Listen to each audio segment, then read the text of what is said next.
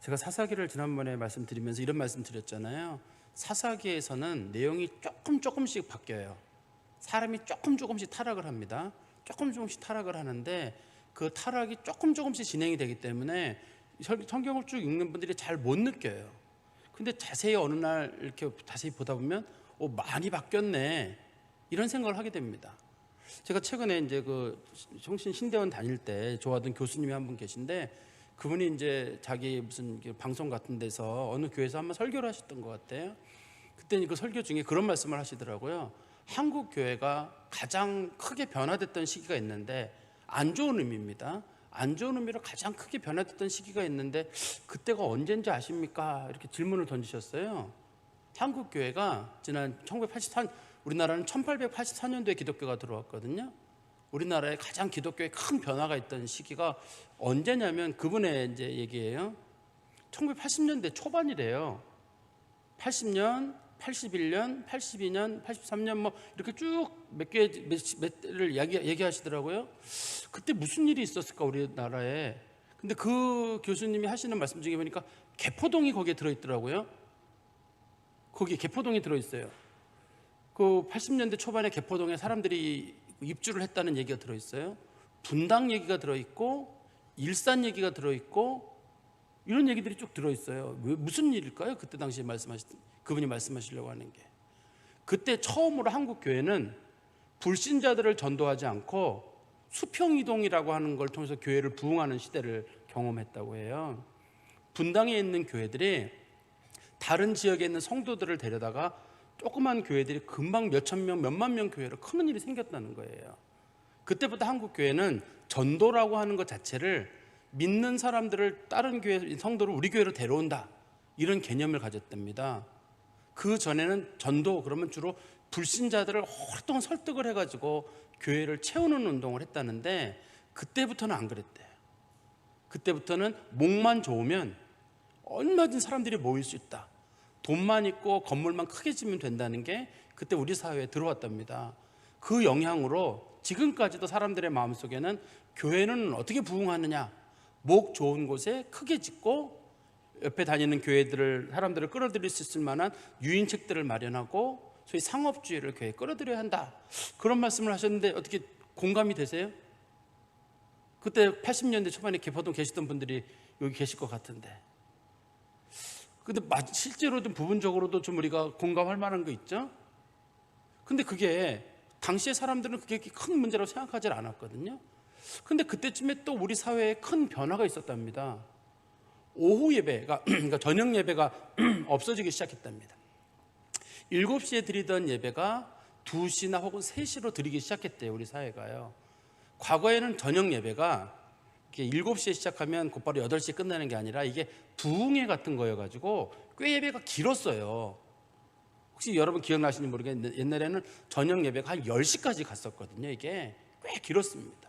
길었는데 언제부턴가 신도시 사람들이 옮겨 다니기 시작하고, 우리도 좀 그런 면이 없지 않아 있죠. 이렇게 여러 사람들이 모이다 보니까 본의 아니게 예배 시간을 저녁 시간으로 못 하는 거예요. 어디 있을 때가 마땅치 않다 보니까. 그래서 교회들이 오후 예배를 2시, 3시로 이렇게 바꾸기 시작하는 거예요. 그러면서 예배 시간이 1시간이 넘어가면 큰일 난다는 거예요. 이제부터는.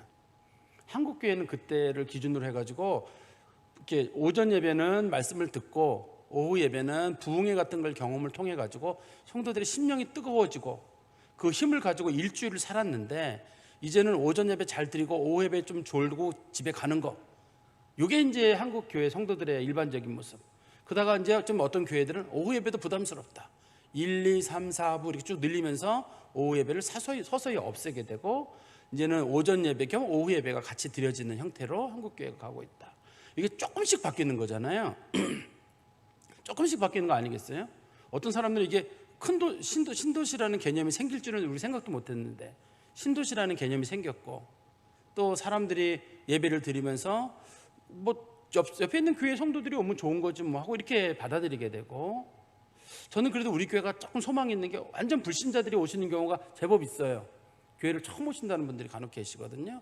그거 조금 다행이에요. 우리도 만약에 온전히 수평이동이라 그러면 우리도 할 말이 없을 텐데, 그래도 좀 불신자들께서 오셔서 다행이긴 한데, 어떻든 한국 기독교 전체적인 어떤 상황에 봐가지고는 뭔가 크게 변화가 있는 건 있는데 지금도 뭔가는 계속 변화되고 있을 거거든요. 그게 좋은 방향으로 변화가 되고 있는 것이냐, 나쁜 방향으로 변화가 될 것이냐, 우리가 그 부분은 고민해야 되잖아요. 이제 앞부분에서 제가 나와 있는 내용을 조금 설명드리면, 이제 기드온과 기드온의 아들 아비멜렉이 정권을, 그러니까 저희 하나님으로부터 은혜를 받아가지고 사사가 되게 됐는데, 그때부터 이 사람네들은 세습이라고 하는 걸 자체를 받아들이게 됐어요. 그전에는 세습이 안 됐습니다. 하나님이 임명하는 사람이 사사가 됐거든요. 근데 기드온이 해보니까 이게 해볼만 한 거예요. 그래서 세습이라고 하는 걸 하게 됐어요. 한국 교회도 사실 세습이라는 것이 과거에는 어떤 의미였냐면, 그 아버지가 아주 어려운 목회를 할 때 그 아들이 좋은 직장을 놔두고 그 아버지 이걸 이어받는 거. 저도 그런 경우를 봤거든요. 그 아버지가 시골 교회 교인이 한 10명, 20명 있는데 아들이 공부도 많이 하고 워낙 좋은 회사를 다니던 사람이 그만두고 아버지 목회를 이어받는 경우를 있어요. 그럼 사람들이 그게 부자 세습이라는 것 차원에서 보지 않고 소위 아버지의 목회를 이어받는다는 저는 굉장히 좋은 거로 봤었거든요. 근데 언제부턴가는 그런 일은 별로 없어지고 이제는 제법 큰 교회를 이어받는 형태로 이제 한국 교회가 변화되고 있잖아요. 근데 당시에도 기드온이나 아비멜렉이 그런 식으로 하게 됐어요, 조금씩. 근데 사람들은 생각하기를 기드온에게 그 아들에게 물려주고 하라, 이 얘기를 기드온이 처음 한 게 아니라 사람들이 한 얘기예요. 사람들이 기드온에게 찾아와가지고 당신이 우리를 다스리고 당신 아들이 다스리고 당신 손자가 다스리고 이렇게 해주십시오라고 했으니까 기드온이 아예 난 싫어요라고 하고 이제 하나씩 받아들인 거예요. 요즘도 그렇습니다. 부자 세습을 하는 교회나 그런 데 가보면 성도들이 원한대요. 그래서 했다고 대부분 말씀하시는 거기 때문에 또 잘 되는 데도 있어요, 간혹. 그 사람들이 보라는 거, 이거 얼마나 잘 됐느냐 이렇게 얘기를 하는 거니까 그게 조금씩 타락하는 원인 중에 한 가지일 거예요. 또 한 가지는 이제 기드온과 아비멜렉 이후로는 이 지도자들이 이걸 백성들이 그러니까 자기의 필요에 따라서는 백성을 죽일 수가 있어요. 그전에는 백성의 영혼 하나를 살리려고 자기 몸을 던지는 게 사사였다면 이제는 자기에게 문제가 되는 사람들이라 그러면 누구라도 죽일 수가 있어요.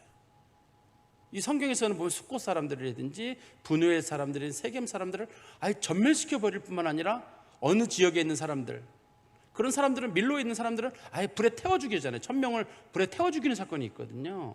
지도자는 절대 그럴 수가 없어요.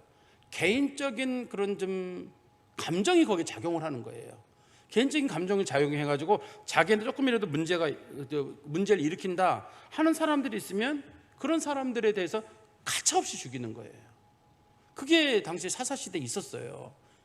근데 사람들은 생각하기로 이게 하루 이틀에 바뀐 게 아니라 100년, 200년 이상 시간을 흘러가면서 지내는 거니까 사람들이 잘 못 느끼는 건데 나중에 보니까 아니 온니엘이나 에웃이나 그런 사사들하고 너무 다른 거예요.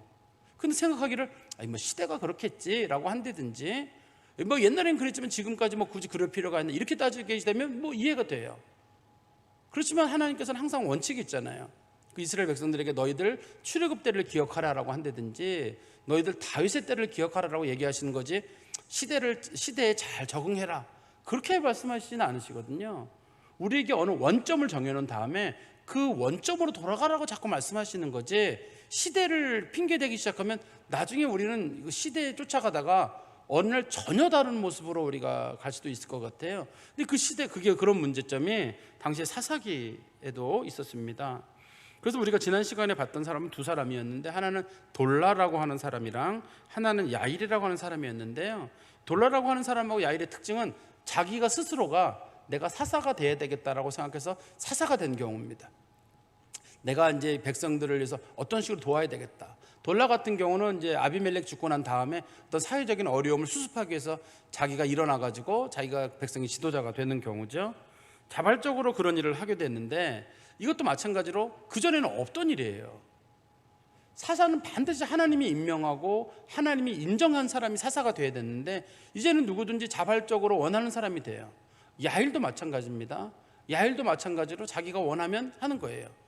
근데 이 돌라 같은 경우는 사회적 혼란을 이렇게 정리했다는 그런 큰 어떤 업적이 있다 그러면 야일 같은 경우는 그런 건 없고 그냥 주변에 있는 땅을 점령을 했어요. 사람들은 볼 때 야, 저 사람이 그래도 우리 땅을 영토를 넓혀줬으니까 큰 일을 했다라고 좋아했는데 보니까 전부 자기 자식에게 물려줘 버렸어요.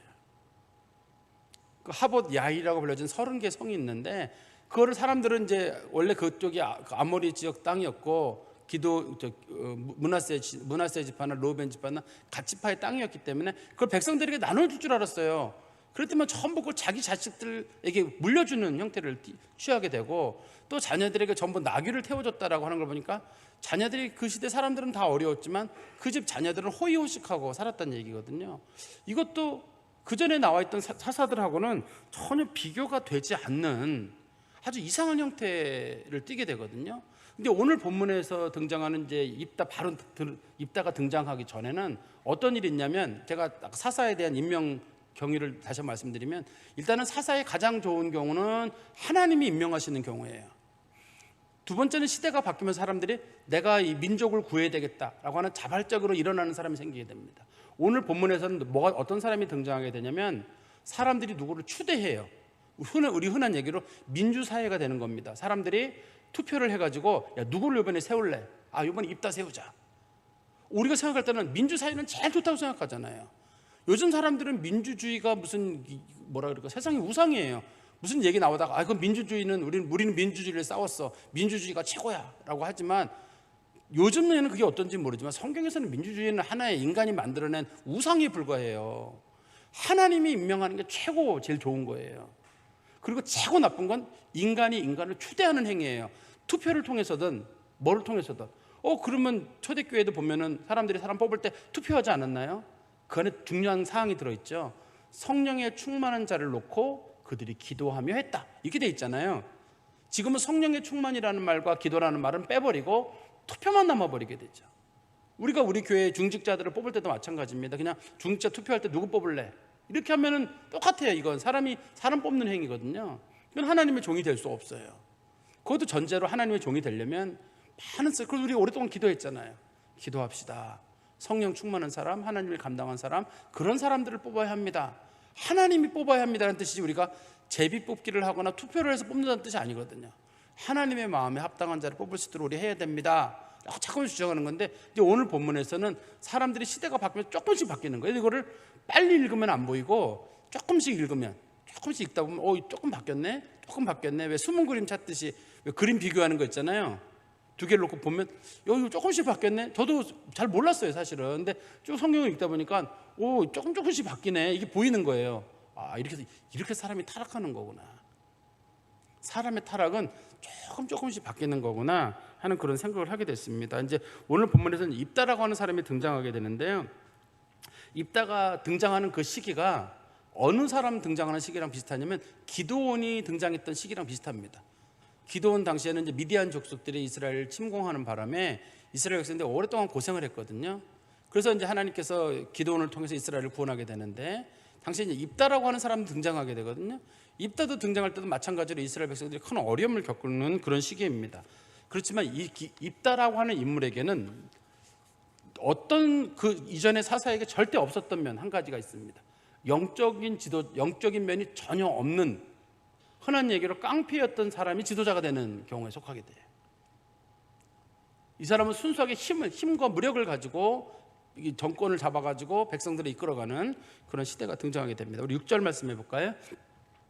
이스라엘 자손이 다시 여호와의 목전에 악을 행하여 바알들과 아스타롯과 아람의 신들과 시돈의 신들과 모압의 신들과 암몬 자손의 신들과 블레셋 사람들의 신들을 섬기고 여호와를 버리고 그를 섬기지 아니하므로 여호와께서 이스라엘 자손에게 진노하사 블레셋 사람들의 손과 암몬 자손들의 손에 그들을 파심해 이런 표현이 등장하잖아요. 여기 보면 이제 이스라엘 백성들이 영적으로 크게 타락을 하게 되거든요. 이방신을 섬겼다는 표현이 있고 두 번째는 하나님을 버렸다 이런 표현이 등장해요. 우리는 생각하기를 나는 하나님도 잘 섬기고 이것도 잘 섬길 수 있다 생각하는데 하나님은 너희들이 하나님도 섬기고 이것도 섬긴다고 한다 그러면 결국 하나님을 버린 거라고 말을 해요. 우리는 생각하기를 내가 하나님을 버린 게 아닙니다. 제가 세상 일도 좋고 세상 일은 세상 일대로 하고 내가 뭐 사랑하는 건 사랑하는 거고 하나님은 하나님대로 하는 거지 내가 어떻게 무슨 하나님을 팝니까? 성경에서는 하나님 사랑하는 게 제일 중요한 가치거든요. 우리는 하나님도 사랑하고 가족도 사랑하고 직업도 사랑하고 뭐도 사랑하고 다 사랑하는 겁니다. 무슨 꼭 하나님만 사랑해야 되는 겁니까? 그건 아니지 않습니까? 근데 하나님을 제일로 여기고 그 다음 것들은 그 다음이 돼야 되거든요. 근데 이제 당시에 이스라엘 사람들은 하나님도 섬기는 거예요. 그리고 다른 신들도 섬기는 거죠. 자신들의 마음에 일절 양심의 가책이 없어요. 하나님을 버린 적이 없거든요, 자기들은. 그렇지만 하나님은 그거를 하나님을 버렸다고 얘기를 하고 있어요. 하나님은 하나님과 재물을 겸하여 섬길 수 없다, 이렇게 얘기하셨지만 하나님과 재물을 겸하여 섬길 수 없다고 생각하는 사람은 별로 없어요. 나는 하나님과 재물을 둘 다 겸하여 섬길 수 있다고 대부분의 사람들은 생각합니다. 그럼 하나님은 할 수 없대요. 사람들은 생각하기 때문에. 결과적으로 누가 거짓말쟁이가 되는 거냐면, 투표를 해보면 99대 1로 하나님이 져요. 그래서 하나님께서 너희들 나를 버렸다, 그러면 사람들 입장에서는 아니, 투표 결과 99대 1인데 하나님이 졌다, 우리는 하나님을 판 적이 없는데, 내가 돈 좀 좋아하고 내가 세상 좀 좋아하고 그렇다고 내가 무슨 하나님 버린 겁니까? 잠깐 내가 외도한 거고 잠깐 일탈 행위를 한 거지 그게 무슨 하나님을 버린 겁니까? 이렇게 우리는 주장할 거예요. 내가 잠깐 공부 때문에, 잠깐 직업 때문에, 잠깐 돈 때문에 내가 하나님이 멀리 떠난 거지, 잠깐 떠난 거지만 그렇다고 내가 예배를 안 드린 것도 아니고 교회를 안 다닌 것도 아니고 그게 무슨 타락입니까? 이렇게 주장을 할 건데, 하나님 쪽에서 보실 때에는 너희들은 나를 버렸다. 이 성경 말씀을 보다 보면 그런 표현이 등장해요. 여호와를 버리고 그를 섬기지 않았다, 이런 표현이 등장하거든요. 여기 보시면 이제 신들의 이름이 나오는데, 바알과 아스타롯, 이거는 이제 가나안 땅에 원래 있던 신들입니다. 바알과 아스타롯이. 그리고 아람 사람들의 신들은 아낫이라고 하는 신이 있습니다. 아람 사람들이 섬기는 신은 아낫이고, 그다음에 시돈 사람들이 섬기는 신은 아스타롯이라고 불리고, 또는 바알이라고도 불려지는 신이 시돈 사람들이 섬기게 되고, 그다음에 여러분 모압 사람들은 뭐 성경 잘 알지만 그모스라고 하는 신을 섬겼어요. 그다음에 암몬 족속들은 몰록과 말감이라고 하는 신을 섬겼습니다. 블레셋 사람들은 우리 그 뒤에 가면 그 사울 왕 시대나 사무엘 시대 때 보면은 다곤 신전이라고 하는 게 나오거든요. 다곤을 섬겼어요, 이 사람들이. 그래서 이 사람들이 이제 하나님 대신에 그런 걸 섬겼단 말이에요. 근데 하나님께서 그 전에 뭐라고 말씀하셨냐면, 너희들이 가나안 땅에 들어가거든 이방 사람들이 섬기는 신들을 다 몰아내고 가나안 사람들을 제발 죽여라. 만약에 너희들이 죽이지 않게 되면 그들 때문에 너희가 죽을 것이다라고 얘기를 했었어요. 영적으로 죽을 것이다고 얘기를 했는데 다들 그거를 그냥 그 귀뚱으로 들었던 것 같아요. 그러다 보니까 그들이 결과적으로 하나님을 떠나게 되고 그 가나안 사람들이 말하는 가나안 종교화되는, 가나안 사람들의 문화 속에 오래 젖어버린 거예요. 그래서 가나안 종교가 되는 그런 일들을 그들이 하게 된 거죠. 근데 다시 성경에 가보시면 7절에서는 여호와께서 이스라엘에게 진노하사 블레셋 사람들의 손에 팔았다 나오는데, 블레셋 사람들의 손에 판 거는 어디 나오냐면 10장, 11장, 12장에는 안 나오고 13장에 가면 삼손과 데릴라 문제가 나오잖아요. 그거에부터 시작됩니다. 이게 사실 두 가지를 같이 담고 있거든요. 입다 사건은 암몬 자손과 관련된 사건이고, 그 다음에 뒤에 나오는 이제 삼손 사건이 블레셋 사람과 관련된 사건이거든요. 그래서 블레셋 사람들과 관련된 사건 나중에 나와요. 다시 여기서는 실제적으로는 이제 그 입다 사건만 다루기 때문에 7절에 가보시면 암몬 자손의 손에 그들을 파셨다.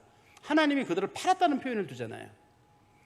그들이 하나님을 버리니까 하나님께서도 그들을 버리는 거예요. 너희들이 나를 버렸느냐? 그럼 나도 너희를 버린다. 그게 하나님의 원칙이에요. 우리는 나는 하나님을 버려도 하나님은 나를 버리지 않는다, 자꾸만 그런 우리 나름대로 원칙을 가지고 있거든요. 그거는 구원의 문제에 있어서는 맞아요. 하나님은 예수 믿는 사람들을, 우리가 하나님을 배신하고 떠날 때라도 우리를 구원하시는 건 맞지만, 내가 하나님에게서 멀어지면 많은 은혜들도 마찬가지로 멀어지게 됩니다. 우리들에게서. 하나님을 버리는 사람들에 대해서는 하나님께서 버리신다는 말은 성경에 어디에 나오냐면, 우리 역대하 12장 5절에 보시면, 그때 유다 방백들이 시삭의 일로 예루살렘에 모였는지라 선지자 스마야가 르호보암과 방백들에게 나와 이르되, 여호와께서 이같이 말씀하시기를 너희가 나를 버렸으므로 나도 너희를 버려 시삭의 손에 넘겼노라 하셨는지라. 이건 무슨 사건이냐면, 솔로몬이 죽고 난 다음에 르호보암이 나라의 국력을 굉장히 튼튼하게 합니다. 우리는 솔로몬의 아들 르호보암이 막 흐지부지하는 거 생각하지만 굉장히 그런 군사적으로나 전략적인 능력이 있는 사람이에요. 대신에 솔로몬 때부터 시작된 영적인 그런 쇠퇴의 문제가 르호보암 때 상당히 발전하게 되거든요. 하나님께서 그들을 깨닫게 하시려고 애굽의 왕이었던 시삭이라고 하는 바로예요. 바로 이름이 시삭이거든요. 그 바로를 보내가지고 이스라엘 백성들을 공격합니다. 이스라엘 백성들이 하나님께서 분명히 솔로몬 때까지는 아무 일도 없었는데 왜 갑자기 우리에게 공격하십니까? 라고 하니 하나님 말씀하시기를 너희가 나를 버렸기 때문에 나도 너희를 버리노라 이렇게 말씀하시는 거예요. 그래서 하나님이 대표적인 증거로 르호보암 때 나라가 두 개로 탁 갈라지거든요. 그쯤 되면 사람들이 정신을 차려야 되는데 그리고 사람들이 정신을 차리지 못하게 됩니다. 다 사람들이 깨닫지 못하는 마음이겠죠. 그리고 우리 8절에 가보시면 그해에 그들이 요단강 저쪽 길르앗에 있는 아모리 족속의 땅에 있는 모든 이스라엘 자손을 쳤으며 18해 동안 억압하였더라. 암몬 사람들이 길르앗 땅이라고 불려지는 지역, 길르앗이라고 하는 건 우리가 뭐 성경에 자주 씁니다만 요단강의 동쪽 지역에 보면 그 므낫세 반지파, 갓지파, 루벤 지파 이렇게 세 개의 지파가 거기 있거든요. 그 지역을 원래 아모리 족속의 땅이라고 해요. 아모리 족속의 땅이라고 하는데 그 지역을 암몬 사람들에게 당시에 주게 됐습니다. 그리고 9절입니다. 암몬 자손이 또 요단을 건너와서 유다와 베냐민과 에브라임 족속과 싸움으로 이스라엘의 공고가 심하였더라. 우리가 잘 아는 대로 이전에 어떠한 경우에도 절대 공격을 받지 않았던 지파들이 있어요. 그 지파가 여기입니다. 유다 지파와 베냐민 지파와 에브라임 지파는 어떤 공격도 받은 적이 없어요. 워낙 강한 지파들입니다. 워낙 강한 지파인데다가 특히 유다 지파 같은 경우는 남쪽에 있었는데 그 가나안 남쪽에 있었는데 주변에 적이 없어요. 그 지역 자체가. 그래서 우리가 그동안에 그 전쟁의 문제는 주로 위에 있던 이사갈 지파, 므낫세 지파 이런 데서만 전쟁이 있었던 거지 이 에브라임 지파나 이런 데는 전쟁이 없어요. 기드온 때도 마찬가지잖아요. 기드온 때도 므낫세 지파의 사람들이 어려움을 겪어놨는데 나중에 에브라임 사람들이 므낫세 지파 사람들을 도와준 다음에 이렇게 얘기하잖아요. 당신들 그런 어려움이 있으면 우리한테 얘기를 했었어야지. 왜 이렇게 어려움을 니네들끼리 겪었느냐. 그거 뭐냐. 화를 내거든요. 에브라임 지파 사람들은 당시 기드온 때 미디안의 공격을 받을 때에도 에브라임은 아무 일도 없었다는 얘기예요. 또 우리가 그때 제가 그런 말씀 드렸잖아요. 북쪽에서 므낫세 지파나 그 이사갈 지파가 어려움을 겪으면 분명히 남쪽 지방에 살고 있던 그 유다랑 베냐민이 도와줘야 되잖아요. 안 도와주거든요. 몰랐어요. 그런 어려움이 있는지를. 편안하게 지내고 있었거든요. 우리나라로 말하면 그런 거예요. 저 북한 쪽에 무슨 사건이 있었는데 남쪽 지방에 있는 사람들이 몰랐던 거랑 마찬가지라고 보시면 돼요. 뭐 당시에는 통신수단도 마땅치 않고 그러니까 저쪽 사람도 어려움을 겪나 보다. 또 이스라엘은 주로 지파 공동체였기 때문에 결혼을 자기들끼리 주로 하잖아요. 자기들끼리 하다 보니까 우리가 정보가 통하려면 저 친정이나 시댁에 누가 어려움이 있어야 되는데 친정 시댁이 다 같은 지파잖아요. 토지 분배 원칙 때문에 같은 지파 사람들끼리 결혼하거든요. 원칙적으로. 그러다 보니까 다른 지파에서 무슨 일인지 몰랐단 말이에요. 유다 지파랑 베냐민 지파가 일이 없었었는데 에브라임 지파도 없었는데 이번에 암몬 지파 사람들, 암몬 족속 사람들에게 이스라엘 백성들이 큰 어려움을 겪게 됐다는 얘기입니다. 그리고 우리 성경 말씀, 그러니까 여기 분명한 원칙이 한 가지가 있는데 그게 뭐냐면 하나님을 버리면 하나님도 나를 버린다. 이거는 성도들이 마음에 둬야 될 문제예요. 이건 구원의 문제랑은 별개의 문제예요. 하나님이 예수 그리스도 나를 구원하시는 문제, 그건 하나님이 영원히 나를 버리지 않는다. 그 사랑에서 나를 끊을 것은 없다. 내가 지옥 백성이 되지 않는다. 그거는 맞는 믿음이에요. 그렇지만 우리가 하나님을 멀리하면 하나님도 나를 멀리하죠. 왜냐하면 한쪽에서 멀어지는데 한쪽이 다가오지는 않으니까. 우리는 뭐 어떤 생각이냐면 마치 사랑하는 연인들 쪽에 보면 옛날에 왜 그런 얘기 있잖아요. 너는 거기 서 있어. 내가 내게 다가갈게. 뭐 그런 연애 편지 구절에 나오는 것처럼 내가 항상 멀리 가도 나는 너를 찾아갈게. 뭐 그런 식의 성경 가치는 아니에요. 우리가 하나님을 멀리하면 대가를 치르는 거예요. 그만큼 하나님도 우리에게 멀리하시는 거거든요. 근데 이 성도들의 마음속에는 이게 신앙생활이 되게 낭만인 것 같아요. 하나님을 멀리 떠나고 조금씩 떠나면서도 모든 게 잘 되기를 은근히 바라요. 교회를 들러온다든지 신앙생활을 덜하고 혹시 자녀들이 교회를 떠나면서도 우리 자녀들이 좀 잘 됐으면 좋겠다. 그거는 성경에서 안 맞는 가치예요. 우리 자녀들이 신앙생활에서 멀어지거나 또 하나님을 멀리하거나 그럴 때는 그래 쟤네들이 큰 벌을 받겠구나. 하나님이 진노하시겠구나. 이렇게 생각하는 건 합리적인 가치지만 애들이 떠났음에도 불구하고 언젠간 돌아오겠지. 하나님이 그래도 쟤네들은 잘 지키실 거야. 어떻게든 잘 될 거야. 성경적인 가치에 그런 게 없는데도 불구하고 우리는 그런 가치를 가지고 그러니까 우리의 마음속에도 여유가 생기는 거고 그 우리들의 신앙의 여유를 누가 갖냐면 우리 자녀들이 깨달아가지고 그래 내가 뭐 교회 좀 떠난다고 해가지고 내게 무슨 일이 있겠어? 내가 설령 좀 욕심 좀 버려서 교회 안 다닌다고 해가지고 그게 무슨 내게 어려움이 있겠어? 하나님 다 이해하셔. 내가 좀 뭐 하나님 멀어진다고 하나님 내게 어떡하겠어? 이런 식의 가치를 우리가 가지고 있어요, 우리 머릿속에. 그래가지고 당신 그런 식으로 하나님 앞에 큰일 나, 하나님 앞에 옳지 않아 그러면 하나님이 나를 절대 버리지 않는다 그랬다. 지렁이 같은 야곱아, 내가 너를 지킨다고 얘기하셨다. 지렁이 같은 야곱이 하나님 앞에 사랑을 받을 때까지 바벨론 포로에 끌려가지고 돼지게 맞고 돌아오거든요. 그러니까 우리가 얘들아 네가 하나님 앞에 돌아온다, 그런 믿음을 가지고 있다면 대신에 야무지게 맞고 돌아올 거다. 이런 식으로 어머니 제가 신앙이 조금 떠났지만 곧 돌아오겠습니다 할 때 우리가 그래 돌아오긴 할 텐데 야무지게 맞고 돌아올 거야 이렇게 얘기를 해줘야 되는데 우리는 야무지게나 맞다 이건 빼고 돌아올 거가 그것만 얘기를 해주다 보니까 떠나는 사람들이 낭만적으로 떠나게 되는 거죠. 낭만적으로 떠나게 되니까 그게 우리들이 가지고 있는 좀 신앙일세의 어떤 문제점이에요. 이거는 근데 다시 이걸 구원의 문제랑 좀 별개의 문제로 보셔야 돼요. 하나님이 택한 백성들, 소위 우리가 택한 백성들에 대한 성도의 견인 교리가 있어서 하나님은 예수 믿는 사람들 끝까지 구원하시고 그 사람들의 죄에 대해서 묻지 않으시고 예수에게 물으신단 말이에요. 영벌과 관련돼서 문제에 대해서는. 그렇지만 매일매일의 삶에 대해서는 누구에게 물으시냐면 그 사람에게 물으시죠. 그리고 우리에게 하나님께로 돌아오라, 너희는 내게로 돌아오라, 내가 너에게로 돌아가리라, 이렇게 주님께서 스가랴에서도 말씀하시거든요. 너희는 내게로 돌아오라, 내가 너에게로 돌아가리라, 이렇게 말씀하시면서 또 오늘 본문 아까 읽었던 말씀처럼 역대에 나오는 말씀처럼 너희들이 나를 떠나면 나도 너희를 떠난다. 이게 하나님의 가치인 거예요. 우리 그리스도인들이 하나님 두려운 줄 잘 모르는 거. 그렇기 때문에 아까 제가 말씀드린 대로 우리가 조금씩 변화되면서도 못 느끼는 거예요. 조금 바뀌었는데 뭘. 사실 우리 전 얘기 여기서 제가 보면은 우리 집사님들이나 뭐 권사님들이나 잘 모르겠어요. 변화된 건지 어제보다 지난주보다 더 늙은 건지 못 느끼겠어요. 그렇지만 오래간만에 우리를 만나는 사람들은 저보고 목사님 흰머리 많이 들었네요. 저한테 얘기하시는 분이 많아요.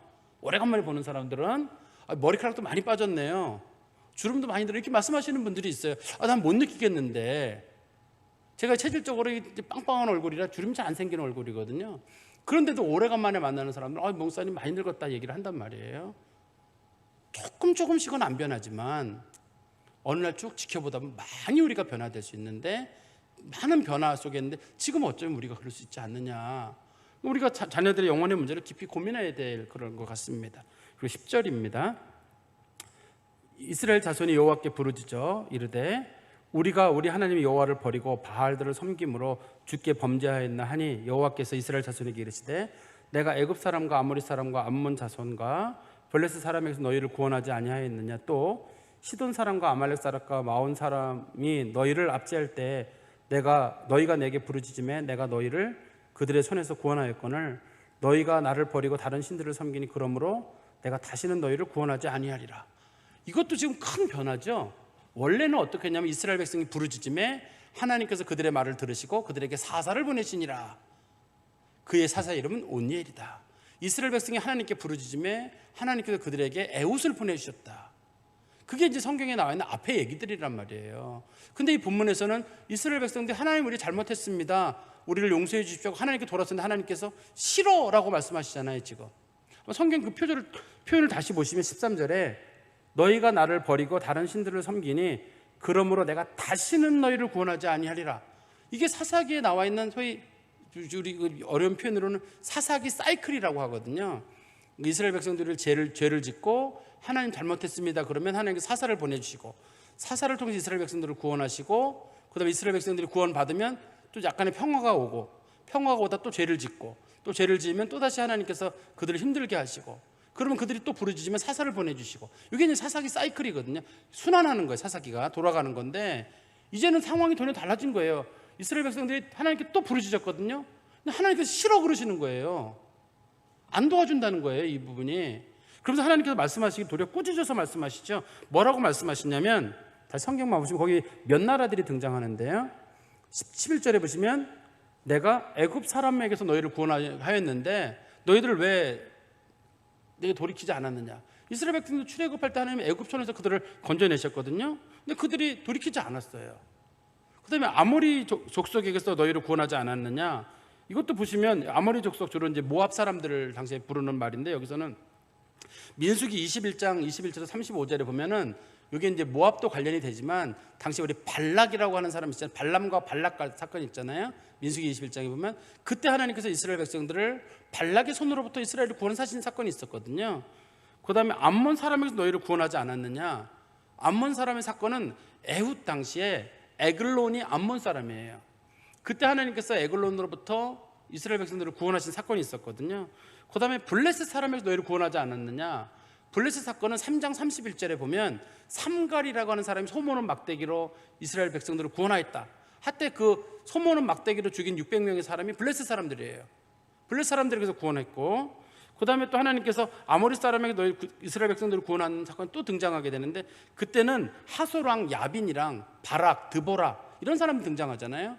그때도 하나님께서 구원하셨고, 또 아말렉 사람에게서 너희를 구원하지 않았느냐 할 때 그 에글론 당시에 에글론이 그 암몬 사람들과 아말렉 사람들의 연합 군대를 가지고 3장 13절에 보시면 그때 당시에 이스라엘을 공격하게 되거든요. 그때 하나님께서 암몬만 몰아낸 게 아니라 아말렉도 함께 몰아냈다라고 말하고 있고, 오늘 본문에 보시면 우리가 잘 이해가 안 되는 구절이 하나 있는데 뭐냐면 12절에 보시면 시돈 사람과 아말렉 사람과 마온 사람이 너희를 압제할 때인데, 성경에 보면 이스라엘 백성들이 특별히 마온 사람이 이스라엘 백성들을 압제한 때는 없어요. 그래서 이것이 성경의 난제 중에 하나예요. 이스라엘이 언제 마온 사람들에게 어려움을 겪었는가. 그런데 이제 제가 저도 쭉 찾아보다 보니까 저희 성경에 보면 70인역이라고 하는 성경이 있거든요.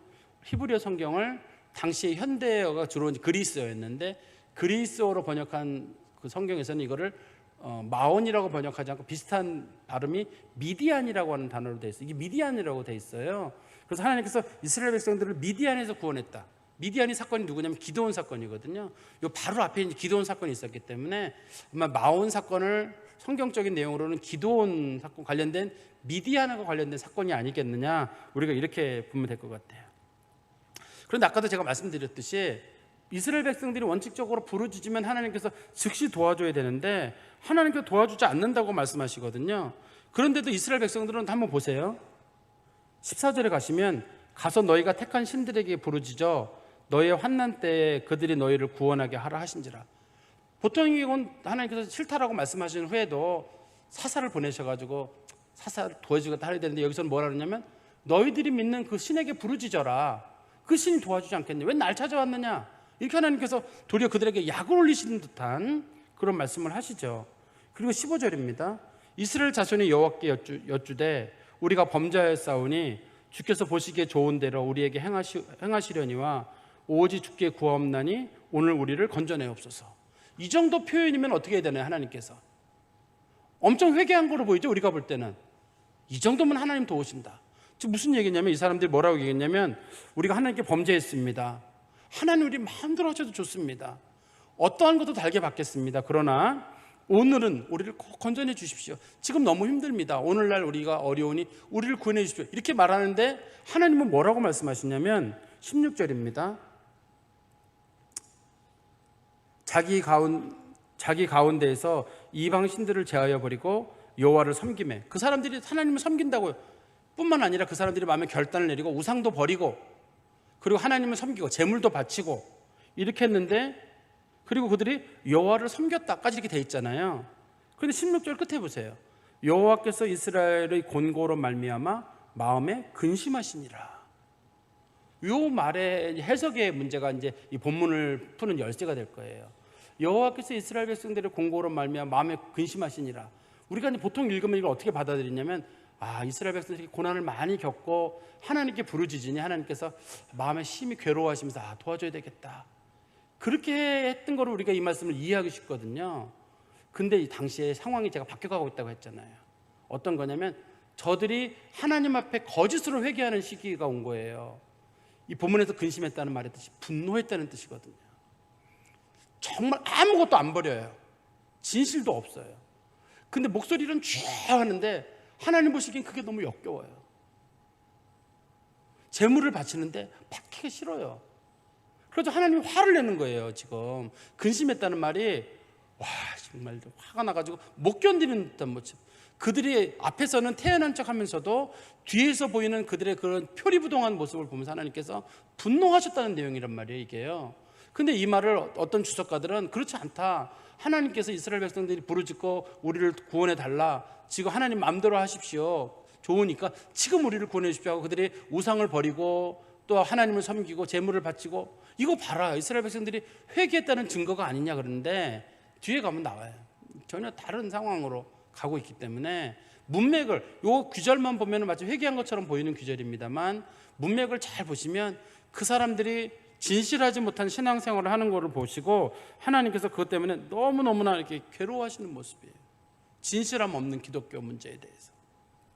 당시에 당시에 하나님을 믿는 여호와 종교의 문제겠지만, 하나님은 진실 없는 사람들이 하나님께 부르짖으니까 그게 싫은 거예요. 우상을 버렸느냐? 안 버려요. 그대로 가지고 있습니다. 잠깐 옆에다 치워두는 거예요. 하나님 앞에 뭘 바친다? 마음은 없지만 재물을 혹시 하나님 좋아하나 싶어가지고 여호와를 섬겼단 말은 다시 이들이 실로에 가가지고 재물을 바치는 거예요. 그렇지만 그들의 마음속에는 우상이 여전히 남아있어요. 하나님이 싫어하는 건 어떤 거냐면 진실이 없는 종교예요. 근데 당시 사람들은 생각하기를 하나님을 눈속임을 할 수도 생각했나 봐요. 사람은 속일 수 있어요. 근데 하나님은 속일 수 없거든요. 종교라고 하는 건 진실성이 기본이에요. 사람의 관계에서는 약간의 우리 립 서비스도 할 수가 있고 인간의 처세술이 통할 수 있는지 모르지만, 하나님과의 관계는 이거는 진실의 문제여야 돼요. 사람의 폐부를 보시는 하나님을 사람이 어떻게 속여요? 그런데 사람들이 하나님을 속일 수 있다는 생각을 가지고 있고 하나님 앞에 진심으로 변화되려고 하는 그런 마음이 그들에게 있지 않는 거예요. 믿음으로도 구하지도 않고 온전한 회개도 하지 않고. 우리 성경 말씀 하나 보시면, 우리 지난번에 김순정 목사님께서 한번 오후 예배 때 설교하셨잖아요. 한 2주 전쯤에요. 우리 말라기서 1장, 좀 긴 본문인데요, 한번 보세요. 말라기서 이 얘기 보시면 여러분들 이해가 되실 겁니다. 말라기서 1장 6절부터 제가 읽어드리겠습니다. 내 이름을 멸시하는 제사장들아, 만군의 여호와가 너에게 이르기를, 아들은 그 아버지를, 종은 그의 주인을 공경하나 내가 아버지일진데 나를 공경함이 어디 있느냐? 내가 주인일진데 나를 두려워함이 어디 있느냐? 하나 너희는 이르기를, 우리가 어떻게 주의 이름을 멸시하였나이까 하는도다. 너희들 왜 나를 멸시하느냐라고 했더니 이스라엘 사람들이 우리가 언제 하나님을 멸시했습니까? 너희가 7절입니다. 더러운 떡을 나의 제단에 드리고도 말하기를, 우리가 어떻게 주를 더럽게 하였나이까? 아무 떡이나 갖다 주면 어때요? 하나님 아무거나 쳐 드시면 되지. 하나님이 떡 드시는 거 아니잖아요. 그러니까 더러운 거면 어떻고 깨끗한 거면 어때요? 아무거나 드세요. 우리가 성의껏 드리는 거니까. 이거만 흉내만 내면 되는 거 아니에요? 흉내만. 진설병을 하나님이 드시나요? 12개 진설병 만들어놨는데 그냥 드시고 가만히 계세요. 말씀하지 마시고.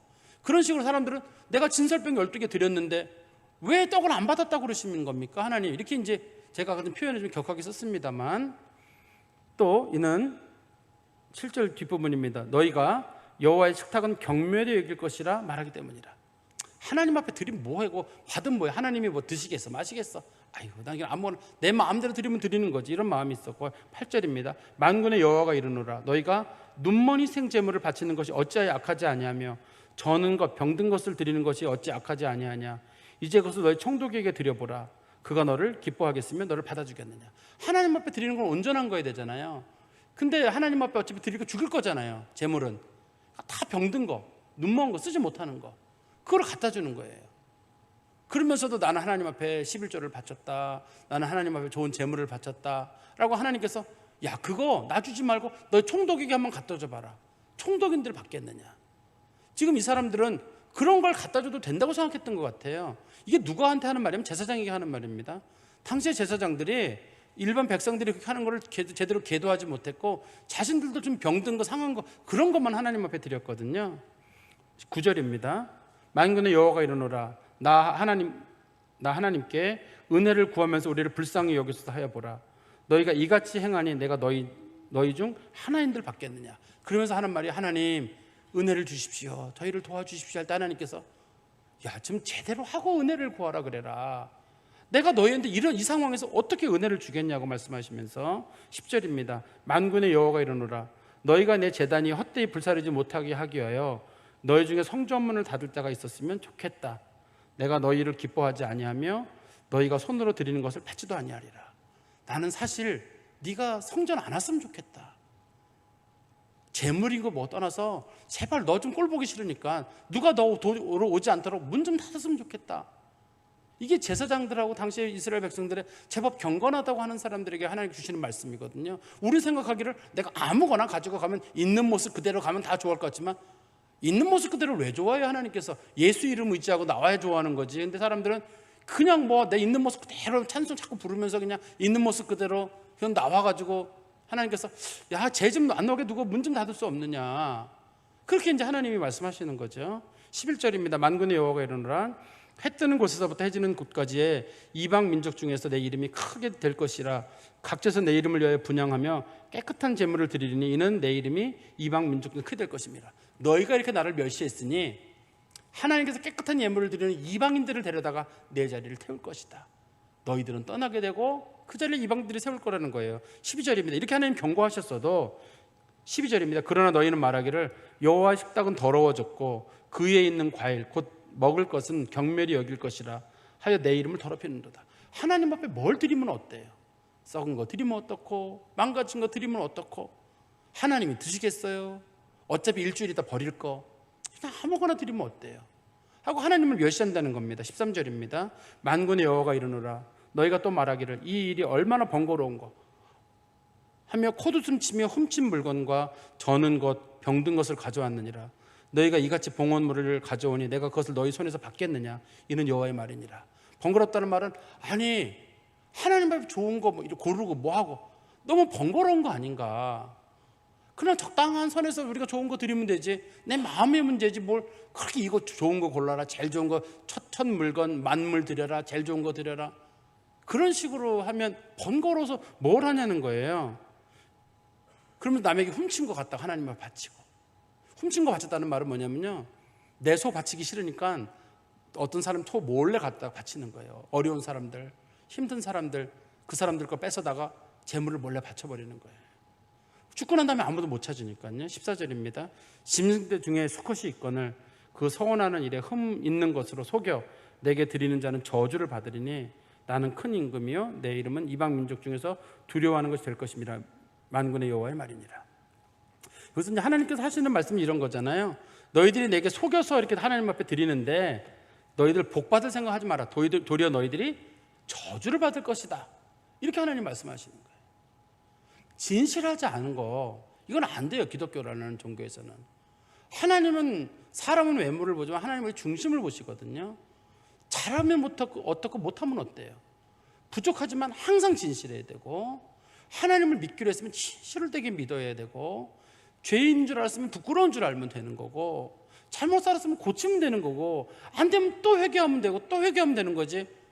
마치 내가 무슨 제법 괜찮은 사람인 것 같고 위선에 우리가 익숙해지고 그럴 필요는 없거든요. 우리가 제일 두려운 건 뭐냐면 하나님이 보고 계신다는 거. 바로 우리 앞에서 하나님이 보고 있다는 게 제일 두려운 일인데 사람들은 하나님을 소경같이 보고 그냥 마음씨 좋은 동네 아저씨같이만 생각하고 그런 식으로 생각하니까 하나님에 대한 우리의 태도들이 잘못된다는 거죠. 뭐 어쨌든 성경 말씀 끝내야 되니까요. 제가 지금 17절 다시 가보시면 사사기 10장 17절입니다. 그때 암몬 자손이 모여 길르앗에 진을 쳤으므로 이스라엘 자손도 모여서 미스바에 진을 쳤고 요거 사실 우리나라 성경책으로는 구분이 잘 안 돼요. 그런데 영어 성경책으로는 조금 구분이 돼요. 근데 히브리어로는 아예 좀 다른 문장으로 되어 있는데요. 여기 보시면 암몬 사람들이 길르앗에 진을 쳤다. 길르앗이란 말은 요단강 동쪽에 진을 쳤다는 얘기거든요. 여기서 진을 쳤다란 말이 히브리어로 제가 뭐 얘기해도 되는지 모르겠는데 이거 짜크라고 얘기를 하는데 군인이 전쟁하려고 준비했다는 뜻이에요. 여기서는 그렇지만 미스바에 진을 쳤다 이렇게 되어 있는데 이거는 진을 쳤다는 말로 되어 있지 않고 이거 아사프라 그러거든요. 어떤 뜻으로 사용되냐면 그냥 모인 거예요. 오합지졸이.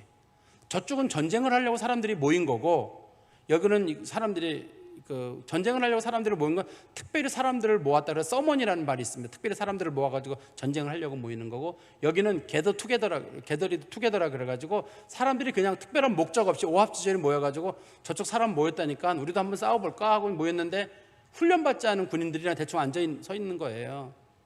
이 사람들이 그런 식으로 돼 있습니다. 이 본문이 18절입니다.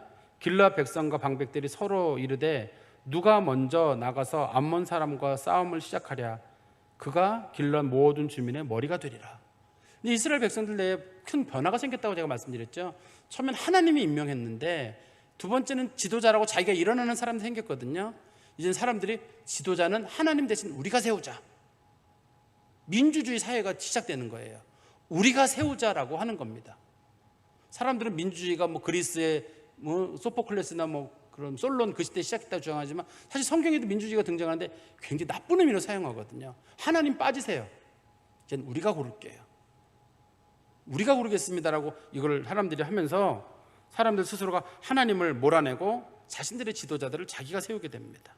제가 좀 말씀을 정리해서 말씀드리면 진실 없는 기도나 예배는 하나님이 받으시질 않아요. 우리는 항상 하나님 앞에 진실해야 되는데 진실한 사람은 아무도 없어요. 원래 진실한 사람이 없습니다. 그렇기 때문에 날마다 진실의 문제를 우리가 하나님 앞에 추구해야 되고 위선하지 않으려고 굉장히 노력해야 되는 게 그리스도인들의 마음의 자세거든요.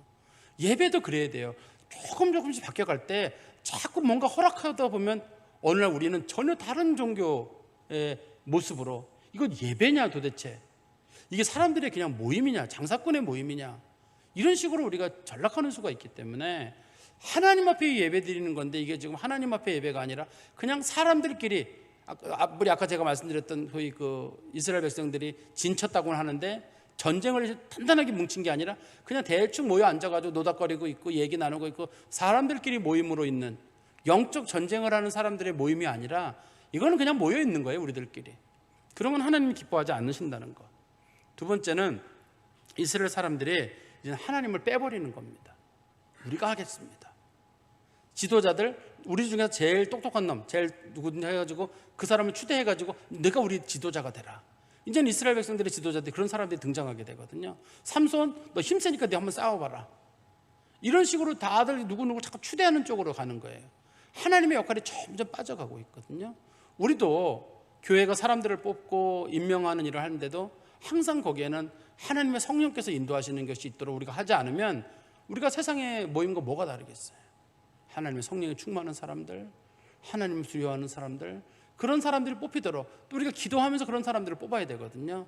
여러분 이 말씀 좀 마음에 깊이 두시고 조금씩 변해갈 때 내가 타락으로 가지 말아야 되겠다. 그런 마음의 결심이 있기를 간절히 소망합니다. 기도하겠습니다. 하나님 아버지, 주님 은혜 감사합니다. 말씀 앞에는 늘 저희들이 두렵고 떨림을 갖습니다. 이스라엘 백성들 그토록 하나님의 은혜를 많이 경험했고 하나님이 여러 번 그들을 건져주셨지만 다 잊어버리고 이제는 도리어 이방 신들을 섬기고 하나님을 조롱하는 위치에까지 그들이 변해가던 것을, 그래서 하나님께서 도대체 그들의 간구를 듣지 않는다고 말씀하시고 그들이 점점 부르짖을 때마다 그들 때문에 분노하셨다고 하나님 말씀하셨습니다. 우리가 주여 주여 늘 부르오나 혹시 저희들의 부름이 하나님의 마음을 기쁘게 하는 회개의 부름이 아니라 그저 저희들이 믿음 없이 삶의 문제들만 풀어달라고 하나님을 부르짖는 인간적인 부르짖음이 아닐까 조심스럽게 하나님 앞에 돌이켜보게 됩니다. 진실로 하나님 앞에 늘 서는 온전한 그리스도인 되게 하여 주시옵소서. 예수 그리스도의 이름으로 기도하옵나이다. 아멘.